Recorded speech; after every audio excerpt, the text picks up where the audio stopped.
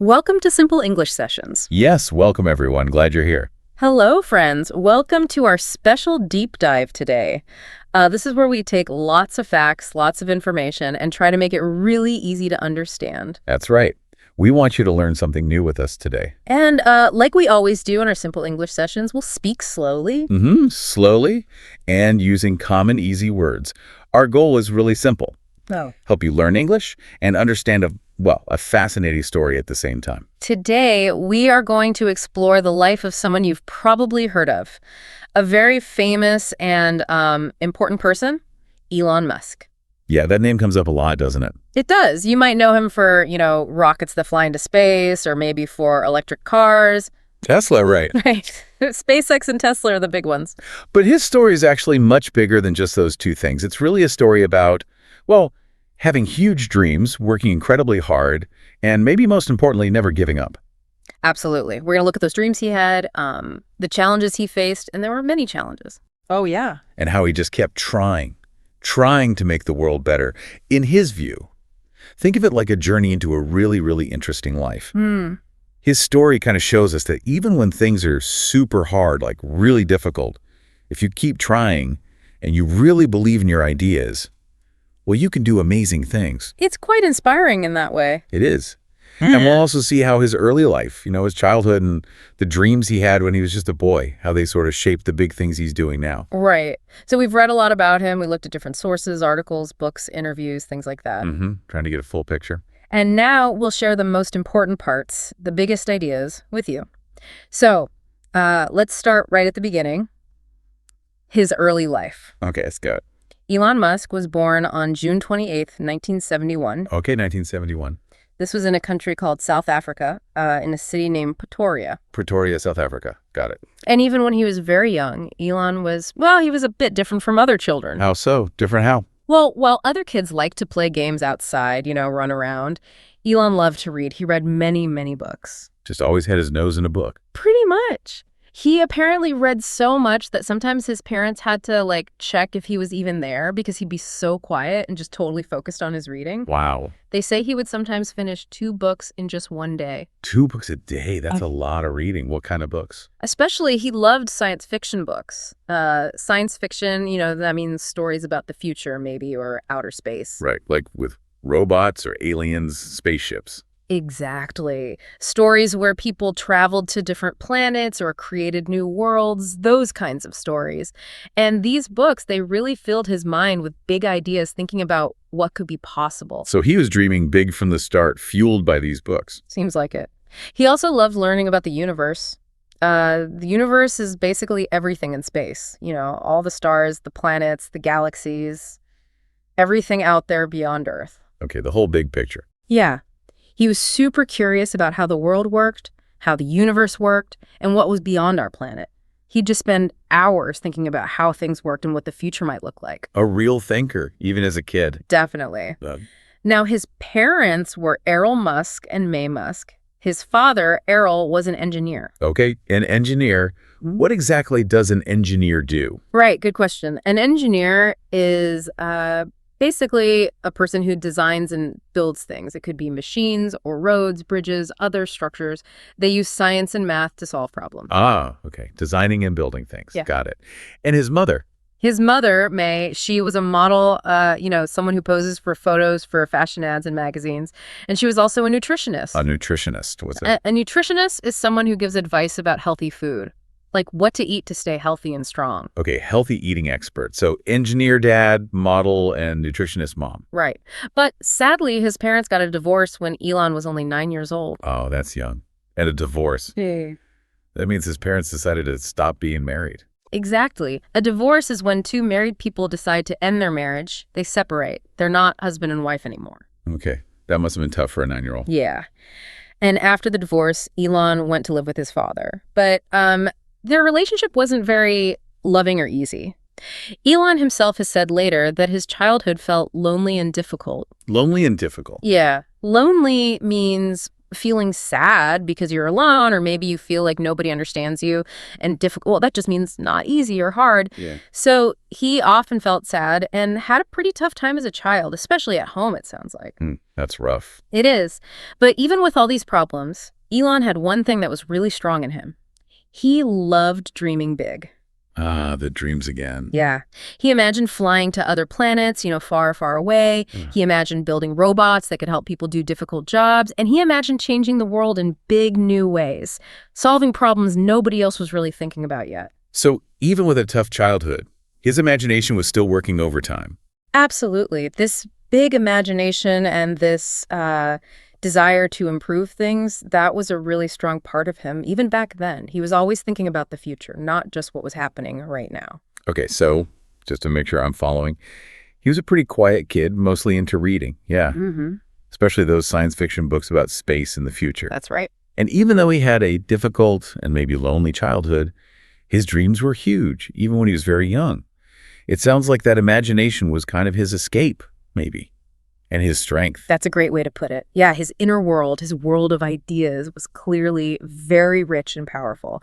Now, at school, Elon had another big problem. Oh, what was that? He was often bullied. Bullied? What does bullied mean? To bully someone means, well, it's when someone is mean to another person, often again and again, maybe because they think they are stronger or bigger or just different. Okay, so kids were mean to him. Why? They made fun of him because he was quiet and loved books so much.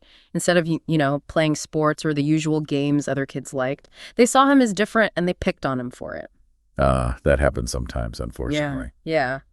And one day, it got really bad. A group of boys actually pushed him down a flight of stairs. Oh my gosh. Down the stairs. Was he okay? It was very serious. He was hurt badly enough that he had to go to the hospital.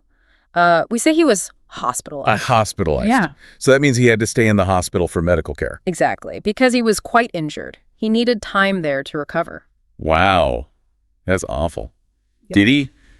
Did he fight back or anything? No, apparently he didn't fight back, not with his hands or with angry words. Instead, he found his comfort, his safe place, in his books, and soon his computer. Comfort.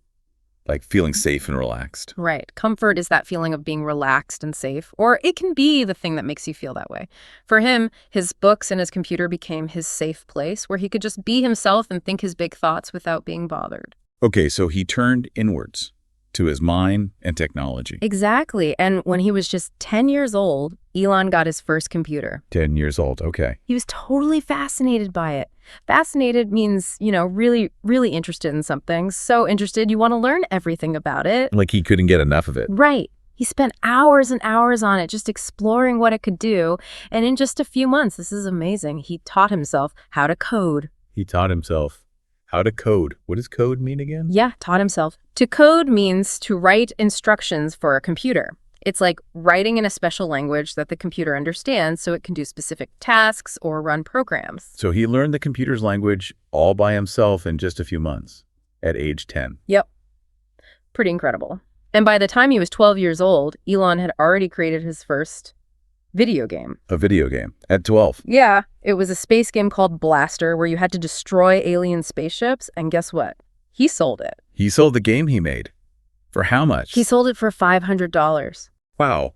$500. That's amazing for a 12-year-old back then. It really is. It shows that even as a kid, he was super smart, right? He could learn difficult things really quickly, but also he could make things and even sell them, things people wanted. Yeah, it definitely showed that early talent for like business and technology, turning an idea into something real, something people would pay for. Exactly. Okay, so moving on a bit. When Elon was 17, he made a really big decision. 17, okay. What did he decide? He decided he didn't want to stay in South Africa anymore. He wanted to move to the United States. He apparently called the United States the land of opportunity. The land of opportunity. What does opportunity mean? An opportunity is like a chance to do something, especially something good, something that could lead to success. He believed the U.S. gave him the best chance to make his big dreams come true, his dreams about technology and changing things. So he saw America as the place to make his big ideas happen. That seems to be the idea. But first, he didn't go straight to the U.S. He went to Canada. Canada? Why Canada first? Well, his mother was actually born there, so he had a connection. It was easier for him to enter Canada.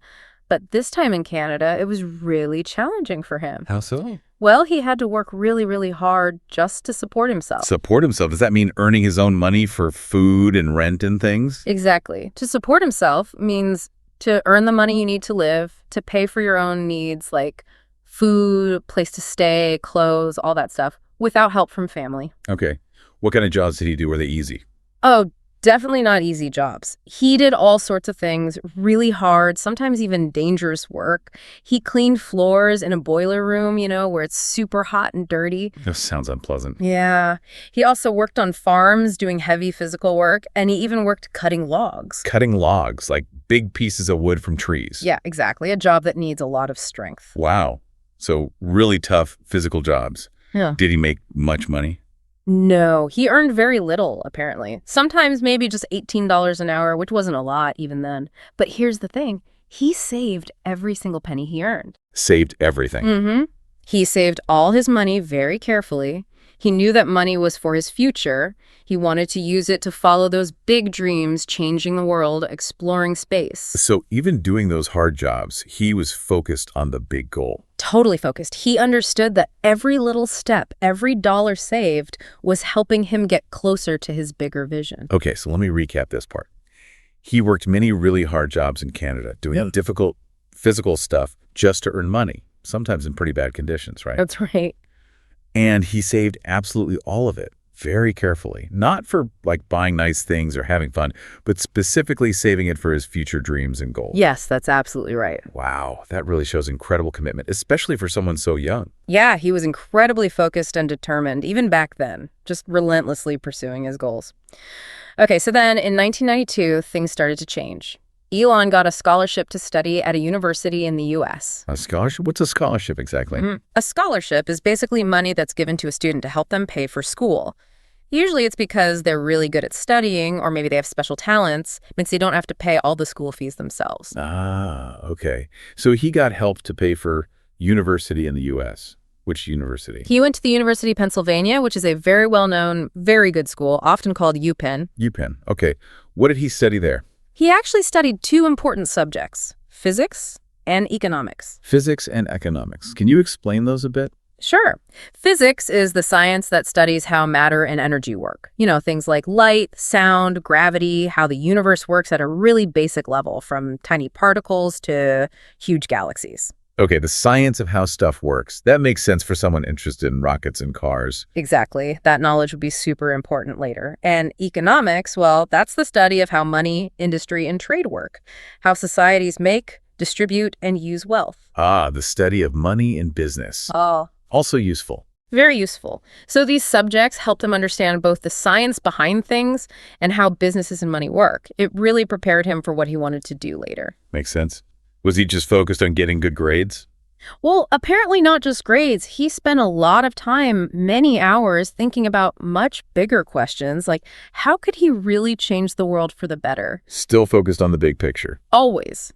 He was always looking for those big ideas that could solve really important problems and make a real difference for humanity, not just make money for himself. His mind was constantly on, like, innovation, finding new ways, pushing things forward. Okay, so university was just another step towards those big goals. Pretty much. So after university, what do you think he did? Knowing him so far. Start a company. You got it. He started his first company, and he started it with his brother, Kimball. Okay, his brother Kimball. What was the company called? It was called Zip2. Zip2. What did Zip2 do? Well, remember, this was back in the mid to late 1990s. The internet was still pretty new for most people and businesses. Newspapers were mostly just printed on paper. Zip2 helped newspapers get online. How? It helped them create what we called online city guides. Online city guides, like websites with info about a city. Exactly. Websites that gave information about a city, lists of restaurants, maybe shops, things to do, but all on the internet. This was a brand new idea back then, before Google Maps or Yelp existed, Ah, okay. So helping newspapers adapt to the internet age. Was it successful? It was, but it took incredible effort. Elon worked day and night for this company, literally. Day and night. Yeah. He often worked so much that he actually slept right in the office, sometimes just on a beanbag chair under his desk. Slept in the office. Wow. He would even shower at a local YMCA, like a community gym. It just shows how incredibly dedicated he was. Dedicated. Right. That means giving all your time and energy to something. Exactly. To be dedicated means you give a lot of time and effort, you show strong commitment. He believed in Zip2 so much that he basically put his entire life into it, working like almost 100 hours a week. 100 hours a week. That's intense. Did the hard work pay off? It absolutely did. In 1999, he and his brother sold Zip2. They sold the company. For how much? They sold it for a lot of money, $37 million. Million, so M-I-L-L-I-O-N. Yep, a million is the number one, followed by 6 zeros. 1,000th. So $37 million. Wow, 37 million. So Elon was suddenly a millionaire. How old was he? He was only 27 years old. 27. That is incredibly young to have that much money. Yeah. Most people are just starting out then. I know, right? He'd already built and sold a successful company. It really showed his business skills, his acumen. Okay, so he worked incredibly hard, like almost never rested, even slept in his office. And because of that hard work, he became very rich at a very young age. That's the story, yeah. So did he stop then? Yeah. After getting all that money? Yeah. Maybe, take a long vacation, relax a bit. That's a great question. And knowing what we know about him now, the answer is a definite no. He didn't stop. What did he do next? Nope, didn't stop at all. He immediately started another company. Right away. Another one. What was this one called? This one was called X.com. X.com. Interesting name. What was its focus? X.com was all about making it easier to send and receive money online, which was also a pretty new idea back then. Online payments were complicated. Okay, so online money transfers. Did that company become anything famous? It sure did. Later, X.com merged with another company and eventually became a very, very famous company that you probably know today, PayPal. PayPal. Okay, yeah. Everyone knows PayPal for paying online. Exactly. PayPal really changed how people sent money to each other and paid for things on the internet. It made online payments much easier and, importantly, safer. So another successful company, did he sell that one too? Yes, he did. In 2002, PayPal was sold to another big company called eBay. You know eBay, the big online shopping and auction site? Yeah, eBay. Well, eBay bought PayPal for an even bigger amount of money. Get ready for this. $1.5 billion. Billion. With a B. How many zeros is that? A billion is the number one followed by 9 zeros. So 1,000,000. $1,000 million. $1.5 billion. Wow. Okay, now he must have retired, right? You'd think so. After selling PayPal, Elon had an incredible amount of money. He absolutely could have just retired, stopped working forever. Yeah, live a life of luxury. Exactly. Lived a very luxurious life. Luxurious means, very expensive and comfortable, like having huge houses, fancy cars, private jets, traveling first class everywhere, buying anything he wanted without even thinking about the cost. He definitely had enough money for that kind of life. For sure. Yeah. But Elon wasn't really interested in just money or living a comfortable life like that. No. What was he interested in then? He truly wanted to change the world. That was still his main goal, even more important than being super rich. So the money wasn't the goal, it was a tool. That's a perfect way to put it. He saw money as a tool, a resource he could use to achieve his much bigger ambitions, his huge ideas about humanity's future. It wasn't the end goal itself, and he was ready to put all those resources, all that money, and all his effort into those really big, really challenging ideas. Okay, so selling PayPal wasn't the end. It was just the beginning of the next, even bigger phase. Exactly. Which brings us to space. SpaceX. Right. Remember those science fiction books you read as a kid? He had always dreamed of going to space. Since he was a little boy. Yeah. So in 2002, right after the PayPal sale, he started a company called SpaceX. SpaceX. What was the main goal? Just to go to space. Well, yes, but more specifically, the main goal of SpaceX was to make space travel affordable. Affordable. What does affordable mean? Affordable means not too expensive, something that many people are able to pay for. He didn't just want a few specially trained astronauts going to space. He wanted many more people to be able to go. So like space travel for everyone. Eventually, yeah. He wanted to lower the cost so much that it would open up space, maybe even for building cities on other planets someday. That was the big vision. Wow. A very ambitious goal.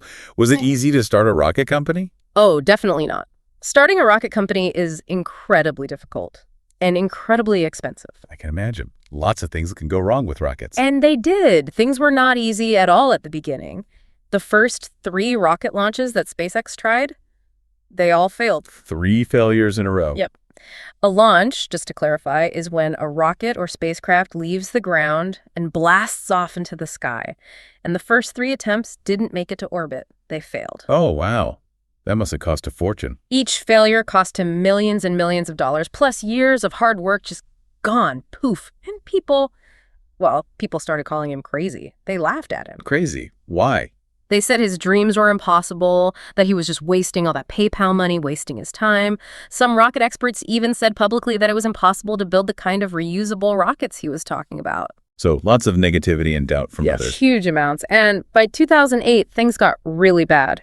Elon was running out of money fast. Running out of money after selling PayPal for so much. Yeah, because he had put almost everything, he had all his personal wealth from Zip2 and PayPal into SpaceX and also into another company he was involved with, Tesla, the electric car company. Ah, Tesla too. So he was funding both. Yes. And both were struggling badly in 2008. He was apparently so stretched financially that he had to borrow money from friends just to pay his own personal rent. Borrowing money for rent while running a space company and a car company. Crazy, right? And on top of all that, his personal life was also really difficult then. His first marriage to Justine was ending. That added even more stress. 2008 was just a brutal year for him. Wow. Financially struggling, companies failing, marriage ending. That sounds like rock bottom. It really does. So he invested all his money, lost a lot because the rockets failed, and people thought he was totally wrong, maybe even crazy. He was super close to losing absolutely everything he'd worked for. That's exactly the situation, yeah. So what happened next? Did he finally stop? Did he give up on SpaceX after all those failures and losing so much money? No. And this is maybe the most amazing part of his story and really key to understanding him. He absolutely did not stop. He kept going after all that. He kept going. And then in December 2008, right at the end of that terrible year, everything changed. How? What happened? SpaceX's 4th rocket launch. It was a success. The 4th one worked. Yes. The rocket, it was called the Falcon 1. It successfully reached orbit around the Earth, which was a massive achievement for a private company. Wow. After 3 failures, the 4th one made it. How did he react? Apparently, when he saw the confirmation of success, Elon cried tears of joy. Just imagine the relief and happiness after everything he'd been through. I can only imagine. All that hard work, all that belief, finally paying off after so much failure and doubt. Exactly. And this success got noticed. NASA, the big space agency of the United States government. Yeah. They saw SpaceX's success. They were very impressed. They realized that SpaceX could actually launch rockets reliably. And so they gave SpaceX a very big contract. The contract from NASA. For how much? The contract was worth $1.6 billion. Another billion. Wow. What was the contract for? It was for SpaceX to fly cargo, supplies, up to the International Space Station for NASA. This was a huge, huge moment for Elon and for SpaceX. I bet. What did that contract mean for the company? It meant SpaceX would finally have steady income, it could grow, and it proved to everyone, including the biggest space organizations in the world, that Elon's vision wasn't crazy, his company was capable. That NASA contract basically saved SpaceX from bankruptcy. Saved the company. Amazing turnaround. Truly amazing. Now, Elon's biggest dream, as we touched on, is even bigger than just launching satellites or going to the space station. Right, you mentioned Mars. Exactly. He wants to colonize Mars. Colonize Mars. What does colonize mean in this context? To colonize a planet like Mars means to build a settlement there, like a town or a city, and have people live there permanently. Kind of like how Europeans built new settlements in America centuries ago, but on another planet. Okay, building a city on Mars for people to live in. Why Mars? Well, he wants to make humans a multiplanetary species. Multiplanetary, living on more than one planet. Yes, multiplanetary means living on more than one planet. He believes that life here on Earth is, well, fragile. Fragile, like easily broken or damaged. Exactly. Fragile means easily broken or damaged, like a thin piece of glass. He thinks something really bad could happen to Earth someday. Maybe a giant asteroid hits us, or a huge war, or extreme climate change, and if we're only on Earth, humanity could disappear. So Mars is like a backup plan for humanity. That's exactly how he puts it. A backup plan. He thinks we need a second home, just in case. Okay, I see the logic there, even if it sounds like science fiction. It does. His dream is to create a real city on Mars where maybe millions of people can live and be successful. He uses the word thrive. Thrive, meaning to grow and do well. Right. To thrive means to grow, be healthy, and do well. He wants humanity to have a long, bright future, not just stuck on one planet, but spreading out into the solar system. Okay. How does he plan to get millions of people to Mars? That sounds incredibly difficult. It is incredibly difficult. To do this, Elon and SpaceX created a completely new, gigantic spacecraft. It's called Starship. Starship, I've heard of that. It's huge, right? It's the biggest rocket ever built by humans. And the key idea is that it's designed to be fully reusable. Reusable, like an airplane. Exactly like an airplane. It's designed to launch, deliver people or cargo, and then land back on Earth safely so it can be refueled and used again, maybe many times. This reuse is crucial for making trips to Mars affordable enough for colonization. Okay, that makes sense. Reusability lowers the cost dramatically. What's Starship designed to carry? It's designed to carry both cargo, things, supplies, building materials, and passengers, which means people. Lots of people. Eventually, maybe 100 people per trip to Mars. 100 people at a time to Mars. Wow. Was building Starship easy? Oh, not at all. Just like with his first rockets, building Starship has been incredibly hard. Many of the early tests ended in, fiery explosions. Fiery explosions, so they blew up with lots of fire. Yep. Very dramatic explosions during test flights. You can find videos online. And of course, the critics jumped on it again. They made fun of him again. Oh, yeah. They said he was wasting time and money, that it was impossible, that he was being reckless, pushing too fast. But did he give up? What do you think? Based on his track record? No. Definitely not. Yeah. He famously said something like, failure is an option here. If things are not failing, you are not innovating enough. Innovating, that means creating new and better ways of doing things. Right. Pushing the limits. Exactly. Innovating means creating new and better ways, pushing the boundaries of what's possible. So his quote means that making mistakes, even big, fiery mistakes, is okay. In fact, it's necessary if you're trying to do something really new and incredibly difficult that nobody's ever done before. He sees failures as just part of the learning process. That's a powerful way to look at failure. Learn from it and keep going. Yeah. Did it pay off with Starship? His persistence definitely paid off. By 2023, SpaceX successfully launched Starship on a huge, historic test flight. It reached space, showing its incredible power and potential. So it worked. It got to space. It did. There were still things to improve, but it was a massive step forward. It brought that dream of maybe colonizing Mars much, much closer to reality. It was another big proof that his never-give-up attitude, his belief in pushing technology hard, actually works. Incredible. So SpaceX is about getting humanity off Earth. But you also mentioned Tesla. Right. Elon didn't only want to reach for the stars and other planets, he also wanted to help Earth, our home planet. Help Earth how? He believes that electric cars could be a major way to help fight climate change. Climate change. Remind us what that is. Sure. Climate change refers to the big changes happening to Earth's weather patterns and average temperatures. It's getting warmer overall. And scientists say it's largely because of human actions, especially burning fossil fuels like gasoline in cars or coal for electricity. Those fuels release gases into the air that trap heat and warm the planet. Okay. And electric cars help because? Because electric cars run on electricity, not gasoline, so they don't produce those harmful polluting gases directly from their tailpipes while driving. He saw them as a cleaner way to travel. Makes sense. So how did he get involved with electric cars? Did he start Tesla?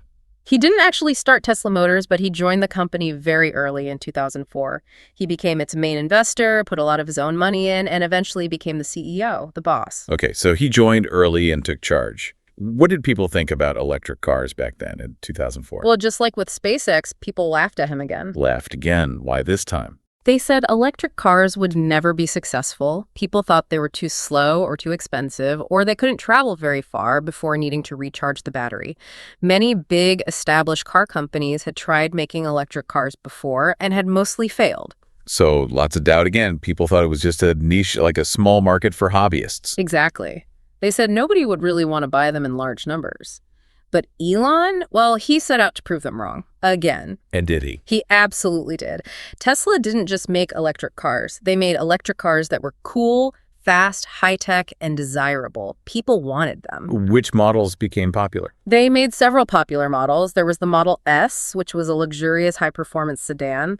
Then the Model 3, which was designed to be more affordable for more people. And the Model X, a family SUV with those cool falcon wing doors. People really liked these cars. Yeah, you see a lot of Teslas on the road now. You do. And Tesla also did something really important. They built their own network of fast charging stations all over the world. They're called superchargers. Ah, the superchargers. So you can charge the car quickly on long trips. Right. That made owning an electric car much more practical and easy for people. It addressed one of the big worries people had. Smart move. So what's Tesla like today? Today, Tesla is way more than just a car company. It's really seen as a technology and energy company, too. And it's one of the most valuable car companies in the entire world. More valuable than Ford or GM sometimes. Often, yes. Tesla completely changed how people think about driving, and it really pushed all the other major car manufacturers around the world to start developing their own electric vehicles seriously. Tesla's influence has been huge. Wow. Okay, so he not only pushed humans towards space with SpaceX, but he also helped make electric cars really popular and successful here on Earth with Tesla, even when almost everyone doubted him. That's right. Two massive industries totally shaken up. That's incredible. Did he start any other companies or projects besides space and cars? It seems like his brain is just constantly churning out new ideas. It really does seem that way. And yes, he started even more companies. He just had so many ideas for trying to improve the world or solve big problems as he saw them. Okay, like what? What other companies? Well, for a while, he was heavily involved with Solar City, which was actually started by his cousins. Later, Tesla acquired it, bought it. Solar City, what did they do? Solar City promotes clean energy. Clean energy means power that's made from sources that don't harm the environment, like energy from the sun or the wind, instead of burning polluting things like coal or oil. Okay, so solar power. Yeah. Solar City helped people put solar panels on the roofs of their houses to generate their own electricity from sunlight. They also did bigger solar power projects. Okay, so promoting solar energy, what else? He also started a company called The Boring Company. The Boring Company. That's a funny name. Boring like not interesting. Yeah, it's a bit of a joke. It's boring, as in digging, making holes, or tunnels.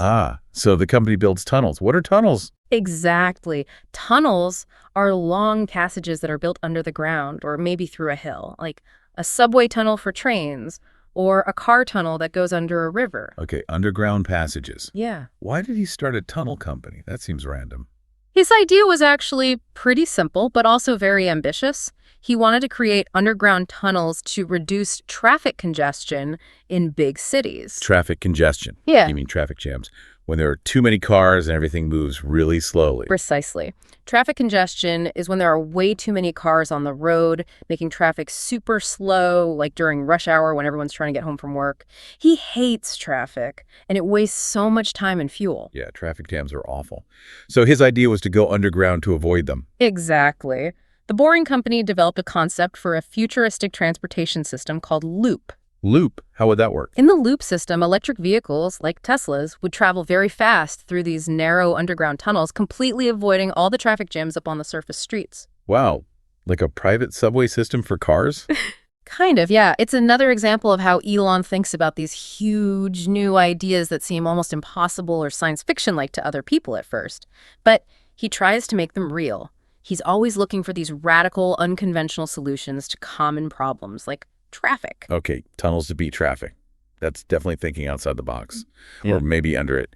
Anything else? SpaceX, Tesla, Solar City, Boring Company. Oh, we're not done yet. He also founded a company called Neuralink. Neuralink, what does that one do? This one sounds even more like science fiction. Neuralink wants to connect human brains directly to computers. Connect brains to computers. How? Why? It sounds wild, I know, but the main goal, at least initially, is very serious. They want to help people who have severe brain injuries or diseases, like people who are paralyzed and can't move their bodies.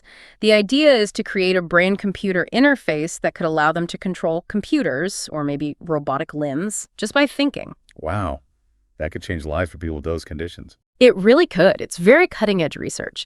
And wait, there's one more big one, at least that he co-founded.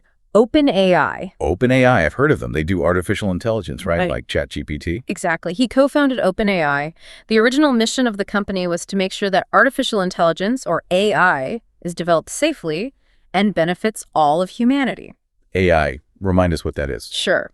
Artificial intelligence, or AI, basically refers to computer systems that can do things that normally require human intelligence. Things like learning from data, solving complex problems, understanding language, or even creating art. Okay. Right. And he wanted to make it safer. Why? He believes that AI is incredibly powerful, potentially more powerful than anything humans have created before, and he thinks it needs to be developed very carefully with strong safety measures to make sure it's used for good and doesn't end up causing harm to humanity in the future. He's been quite vocal about the potential risks of superintelligent AI. Okay, so he's involved in space, cars, energy, tunnels, brain-computer interfaces, and AI safety. That's a lot. It is an absolutely incredible range of very ambitious ventures. It makes sense now why his life seems so busy. Speaking of which, what about his life outside of work, his personal life? Right. Elon Musk's life has obviously been incredibly busy with work, with all these huge companies and world-changing dreams. But his personal life has also been very interesting and sometimes, well, quite complex. Complex how? Well, it shows the challenges of trying to balance those massive ambitions with private relationships and family. His first marriage, as we mentioned, was to Justine Musk. She's a Canadian author. Right, they had children together. Yes, they had 5 sons together who survived.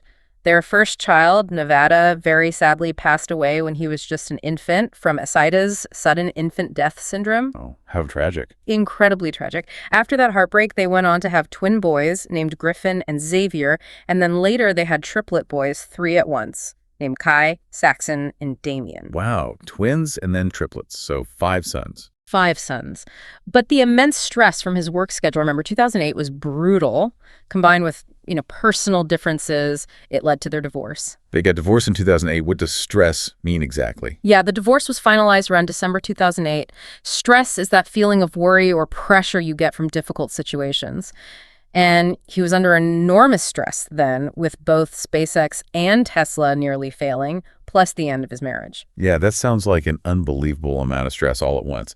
Did he marry again? He did. After his divorce from Justine, Elon started dating Tallulah Riley, who is a British actress. Okay, Tallulah Riley. Their relationship was, well, quite unusual and got a lot of media attention. They got married in 2010.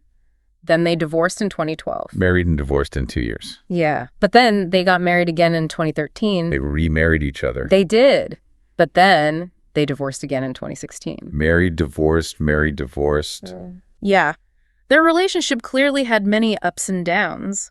That phrase just means it was full of good times and bad times, very unstable, maybe breaking up and getting back together multiple times. It definitely sounds like it had ups and downs. It must be hard to maintain a relationship with his kind of work life. It seems very difficult. It shows how challenging it can be to keep a personal life going when you're working on these huge, demanding projects that just consume so much of your time and energy. Did he have other relationships? More children? Yes. Later, Elon started dating a musician known as Grimes. Her real name is Claire Butcher. Grimes, the musician. Okay. Together, they had 2 children, and they gave them very unique names. Like what? Their first child, a son, is named XAA12 Musk. XAA12. How do you even pronounce that? Good question. It caused a lot of confusion. They often just call him X for short. X? Okay, that's easier. And the second child? Their second child, a daughter, is named Exa Dark Cider Musk. Exa Dark Cider Ale. Yeah. Also very unique. Yes. Her nickname is apparently Y, so they have X and Y. X and Y. Okay. Their family sounds pretty different. Yeah, their family life was described as unconventional. Unconventional, what does that mean? Unconventional means not following the common rules or usual habits. Being very different from what's considered typical or traditional. Okay, so not a standard family setup. Not really. Their creative personalities sometimes clashed. That means they had arguments or disagreements. But they also seem to share a deep love for new ideas and thinking differently about the world, which probably connected them. Makes sense. Has Elon talked about why relationships might be hard for him? He has said that maintaining relationships is difficult, mainly because his work schedule is just so incredibly demanding. Demanding, meaning it needs a lot of time and energy. Exactly. Demanding means needing a lot of time, energy, or attention. He often works extremely long hours, sometimes, as we said, sleeping at his factories or offices.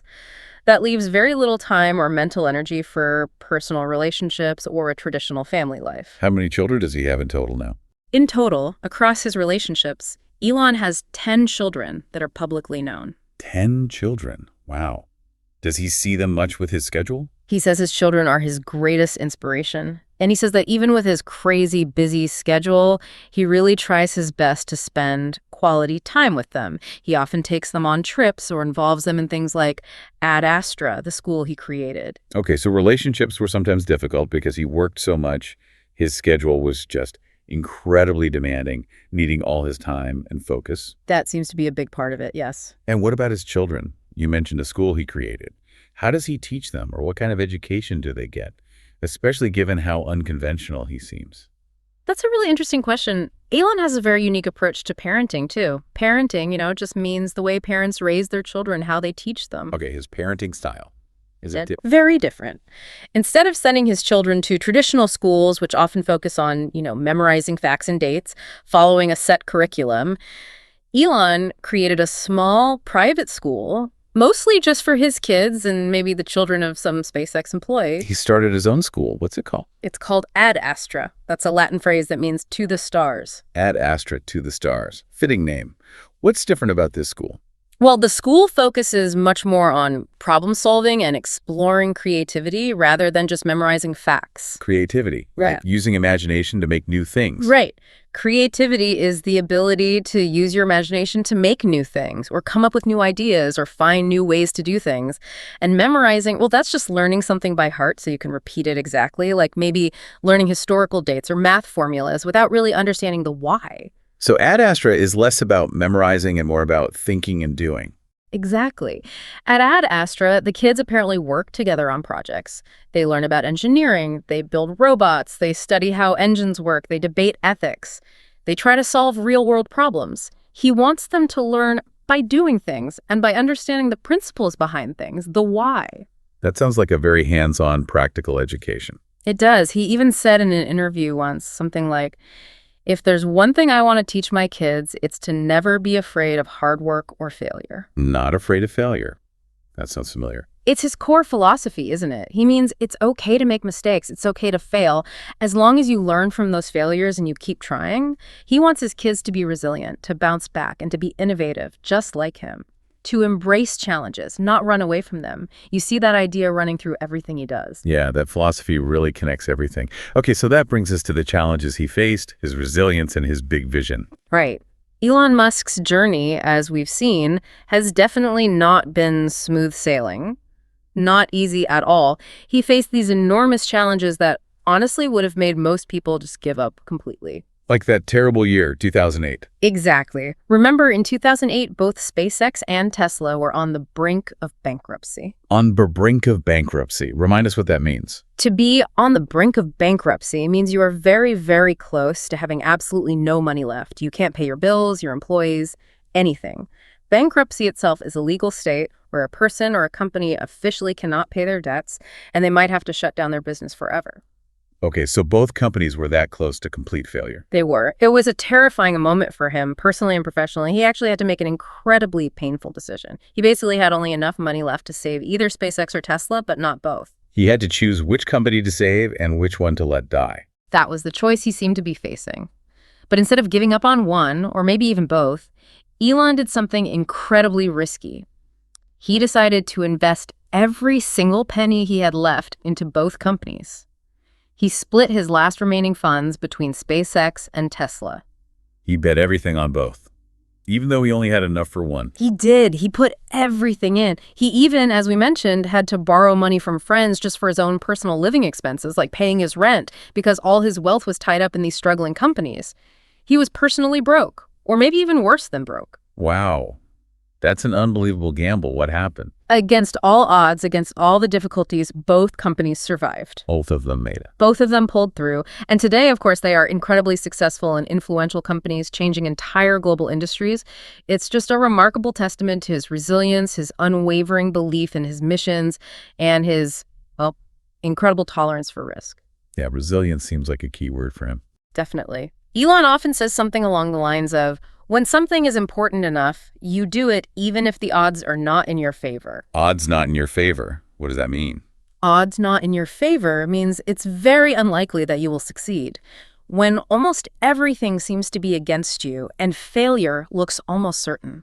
His quote means he believes you absolutely must try and keep trying for the things you believe are truly important, even if it looks incredibly hard, maybe even impossible, and even if most people think you're going to fail. He truly lives by that philosophy. So he took that enormous personal and financial risk, investing literally everything he had when both companies were near collapse, and against all expectations, it actually worked. It worked. An extraordinary display of commitment and, frankly, guts. Absolutely. Now, with all this success and such a bold vision, is he always popular? Does everyone love him because of what he's achieved? No, definitely not. Not at all, actually. Elon Musk is what we often call a polarizing figure. A polarizing figure, what does that mean? A polarizing figure is a person who causes very strong opinions. People tend to either like them very much and admire them greatly, or they dislike them very much. There aren't many people who feel kind of neutral or indifferent about him. He creates strong reactions. Okay, so people have very strong feelings, either positive or negative. Why is that? Well, some people really admire his brilliance. Brilliance, meaning his great intelligence or skill. Exactly. Brilliance means great intelligence or skill. Hmm. They see him as a true genius, a visionary who is pushing humanity forward with his amazing, innovative ideas for space, energy, transport, AI. Okay, so some see him as a hero, basically. What about the other side? Why do some people dislike him? Others criticize him for his bold statements, especially the things he sometimes says or posts on social media, particularly Twitter, which is now called X. His messages, his tweets are often very blunt, sometimes controversial or just unexpected, and they've often caused trouble or big arguments online. Yeah, his tweets definitely get a lot of attention. They do. And some people also criticize his unconventional ways of doing business, maybe thinking he takes too many risks with his companies or with safety, or that he pushes his employees too hard with long hours and high demands. Okay, so criticisms about his communication style and maybe his management methods. Right. But one thing seems very clear. Whether people like him or dislike him, he has definitely made a huge impact on the world. An impact, like a strong effect or influence. Exactly. An impact is a strong effect or influence. He has undeniably changed multiple industries and started really important conversations about the future of humanity, space, energy, AI, transportation. He once tweeted something like, "I don't care if people hate me as long as it pushes humanity forward." Wow, that's quite a statement. It really shows his priorities, doesn't it? He seems to value progress for humanity, as he defines it, much more than whether people like him personally. He prioritizes the mission over public approval. That makes sense, given his focus. And his outspoken nature, his willingness to say controversial things, it has definitely started important discussions. Debates about the future of artificial intelligence and its risks, about climate change and the best ways to fight it, about freedom of speech, especially online in the digital age. He seems to believe that healthy debate, even if it's sometimes uncomfortable, where people discuss different ideas strongly but hopefully respectfully, is really important for making progress and finding the best answers to these huge problems. He often seems to try and provoke those discussions. Okay, so he uses his platform to spark debate on big issues. Now, looking forward, what is his ultimate goal? You mentioned Mars. Yes, his ultimate goal, the biggest dream he seems to be working towards above all else, is to create a sustainable human colony on Mars. Sustainable. Right. What does sustainable mean again? Sustainable means something that can be kept going for a very long time without causing harm to its environment or running out of essential resources. So, a sustainable colony on Mars would need to be able to support itself long-term, grow its own food, recycle water and air, generate its own power, etc. Okay, a self-sufficient city on Mars. What does he imagine it looking like? He imagines a future world where maybe thousands, eventually millions of people live in these large domed cities on Mars. Domed cities. Cities inside giant domes. Exactly. Dome cities would be cities covered by these huge dome-shaped roofs. These domes would protect the people inside from the harsh Martian environment, the very thin air, the extreme cold temperatures, the radiation from space. Inside the domes, people could live, work, grow their own food using Martian soil, maybe processed in some way, and explore the rest of the red planet, creating a whole new branch of human civilization. It really sounds like something straight out of those science fiction books he loved as a kid. It absolutely does. And when people ask him, why are you so obsessed with Mars? Why dedicate so much of your life and resources to this incredibly difficult goal? Elon often replies with something like, Earth is beautiful, but it won't last forever. We need a backup plan for humanity. The backup plan idea again. Exactly. He truly believes that humans need to become multiplanetary to ensure our species survives in the very long term, just in case something catastrophic happens here on Earth.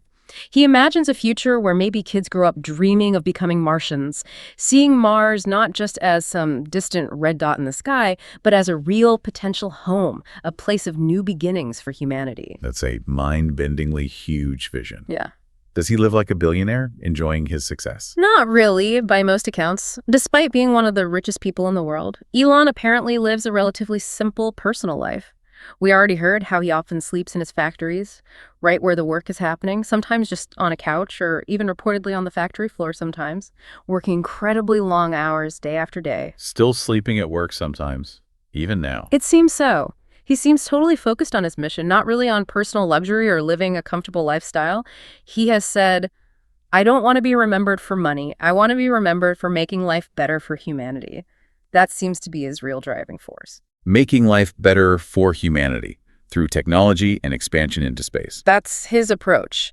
So Elon Musk's life, when you look at it all, it's really a story of relentless ambition. Relentless ambition. What is relentless? Relentless means something that never stops, never gives up, keeps going with the same intensity.